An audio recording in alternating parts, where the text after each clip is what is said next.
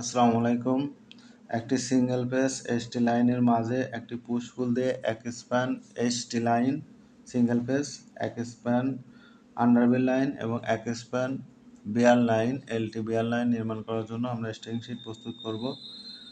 তো এক্সাস্টিং খুঁটি 5E 112 number pole, substation Noapara 5E feeder এবং থানা, ভিলেজ, ইউনিয়ন অ্যাড্রেস এগুলো আমরা লিখে নিয়েছি এবং এক্সাস্টিং খুঁটিতে আমরা কাজ শুরু করে দিই।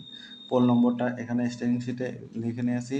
এই পোলটি 35 A4 ফিটিং আছে। A4 ফিটিংয়ে দুই পাশে টানা থাকার কারণে দুইটা টানা আমরা লিখে নিয়েছি এবং অ্যাঙ্কর আইটেমটাও লিখে নিয়েছি F21 দুইটা।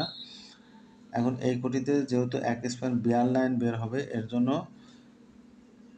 মেশিন বোর্ডের সাথে একটা B53 লাগে আমরা একটা J6 স্থাপন করলাম এবং নিচে আন্ডারবিল টানার জন্য একটা J8, যেহেতু এইখান থেকে এই আন্ডারবিল নিচ দিয়ে রানিং হবে এজন্য একটা J8 স্থাপন করে নিয়েছি। তাহলে এক্সাস্টিং খুঁটির কাজ শেষ। এখন পরবর্তীতে এলটি খুঁটিতে যে লাইনটা নির্মাণ হবে আমরা সেটা 112 A1 দেখিয়েছি। 36 একটা স্পেসি পোল স্থাপন করলাম এবং এই পোলটা যেহেতু 60 মিটার আমাদের সেকেন্ডারি স্প্যান, সেজন্য আমরা একটা টানা দিয়ে দিলাম E11 এবং F21 অ্যাঙ্কর গাই। আর যেহেতু সেকেন্ডারি লাইন, সেই সেকেন্ডারি লাইনে স্প্যান আমরা 60 স্প্যান উল্লেখ করে দিয়েছি এবং এই খুঁটিতে যেহেতু দুইটা তার স্থাপন করা হবে তার জন্য দুইটা J6 স্থাপন করে নিয়েছি। J6 হলো এলটি ডেডের জন্য দুইটা J6 হয়ে গেল। এখন এই খুঁটিতে দুইটা সার্ভি ড্রপ আছে, সেই সার্ভি ড্রপের জন্য আমরা K21 বা গ্রিপ দিয়ে দিয়েছি। সার্ভি ড্রপের তার সার্ভিস ড্রপের তার 6 ডুপ্লেক্স 3 মিটার লুপ এবং 10 অ্যাম্পিয়ার এবং মিটারের নামগুলো গ্রাহকের নাম উল্লেখ করে দিয়েছি। এই খুঁটির কাজ শেষ। এখন আমরা চলে যাব পুশপুলে। পুশপুল যেহেতু নতুন খুঁটি তাই নতুন সিম্বল দিয়ে এবং পুশপুল উল্লেখ করে দেওয়াটাই বেটার। পুশপুলের নাম্বার দেওয়ার ক্ষেত্রে একটা লক্ষণীয় বিষয়, যে দিক থেকে লাইন হবে সেই পোল নম্বরের রেফারেন্সে এ দিতে হবে। যেমন এটা হলো 112, এটা 113, মাঝখানে স্থাপন হবে, তাহলে 112 A, নট 113 A হবে না, উল্লেখ্য 112 A হবে। তাহলে 112 এতে আমরা 35 খুঁটি দিয়ে দিলাম। যেহেতু এখানে প্রাইমারি লাইন না শুধু এলটি লাইন আছে, সেজন্য প্রাইমারি লাইনটা আমি বোঝার সুবিধার্থে এখানে লিখে কেটে দিয়েছি, যাতে আপনারা বুঝতে পারেন যে ব্যাক স্প্যানে এখানে কোনো তা প্রাইমারি লাইনের বসবে না, বসবে শুধু এই এক স্প্যানের বিয়ার লাইনের স্প্যানটা এইখানে। তা আমরা আস্তে আস্তে উল্লেখ করি। এখানে প্রাইমারি ইউনিটটা হবে A1 এবং এদিকে লাইন বের করার জন্য একটি A51। যেহেতু এই আন্ডারবিল আছে, আন্ডারবিলের জন্য একটা এই টানা এবং প্রাইমারি লাইনের জন্য একটা E12 টানা, সেটা আমরা উল্লেখ করে দিয়েছি। আর F21 একটা অ্যাঙ্কর আইটেম উল্লেখ করছি।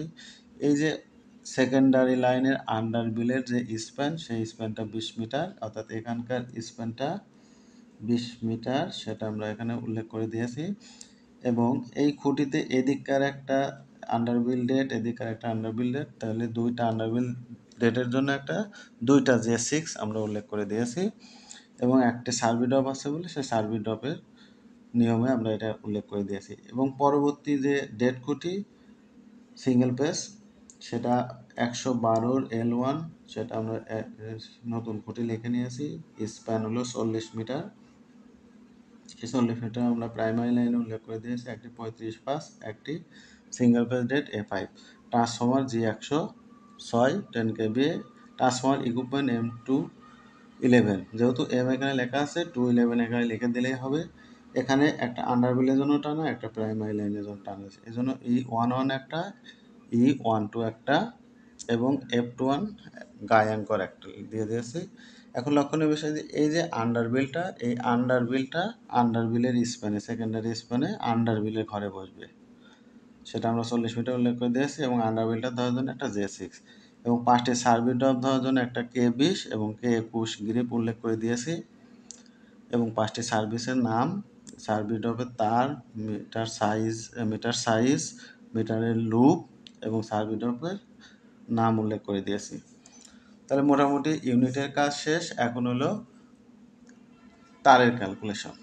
তা আমাদের প্রাইমারি লাইন অনলি 40 মিটার, তাহলে আমরা ওয়ান নট তার রেখেছি সেটা 40 মিটার দেখাই দিয়েছি। প্রাইমারি তারের নিচে একটা নিউট্রাল আছে সেটা 40 মিটার দেখাইছি। বিয়ার লাইনে এখানে একটু ভালো করে খেয়াল করতে হবে, বিয়ার লাইনে